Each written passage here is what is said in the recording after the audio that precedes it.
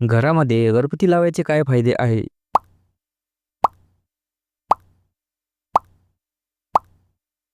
कारण की अगरबत्तीची प्रथा ही प्राचीन काळापासून आहे. त्याआधी धूप पेटवायची प्रथा होती. पहिला फायदा आहे की देवासमोर अगरबत्ती पेटून त्याला प्रसन्न करायचं आणि दुसरे म्हणजे घरामध्ये अगरबत्ती पेटून घरामध्ये सुगंध आणायचा. त्यामुळे घराला शांती लाभते. तसेच म्हणतात की घरामध्ये अगरबत्ती लावून नकारात्मक ऊर्जा बाहेर जाते आणि घर प्रसन्न होते. तसेच घरातील भांडणे आणि पितृदोष नष्ट होण्यास मदत होते आणि घराला शांती आणि समृद्धी लाभते. घरातील ताणतणाव कमी होतो आणि रात्रीला चांगली झोप लागते.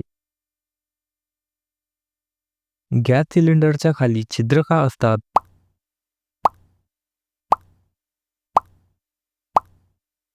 कारण की मित्रांनो, गॅस सिलेंडर सोबत सर्वात मोठी समस्या टेम्परेचरची असते. सिलेंडरचे टेम्परेचर वाढल्याने त्याचा स्फोट होऊ शकतो. यासाठी टेम्परेचर मेंटेन करण्यासाठी सिलेंडरला खाली छिद्र दिली असतात. स्कूल बसचा रंग पिवळा का असतो? कारण की मित्रांनो, पिवळा रंग हा आपल्याला लवकर आकर्षित करतो आणि पिवळा रंग हा असा रंग आहे की आपण दूरवरून बघू शकतो. तसेच पावसाळ्यात आणि धुक्याच्या वेळी आपण सहजपणे रंग बघू शकतो. तसेच बाकी रंगामध्ये पिवळा रंग हा सोप्यापणे आपण पाहू शकतो. याचाच अर्थ असा आहे की पिवळा रंग हा बाकी रंगापेक्षा आकर्षित असतो. त्यामुळे अपघात होण्याची संभावना कमी असते आणि मुली सुखरूप राहतात. म्हणून स्कूल बसला पिवळा रंग दिला असतो. रविवारी सुट्टी का दिली जाते?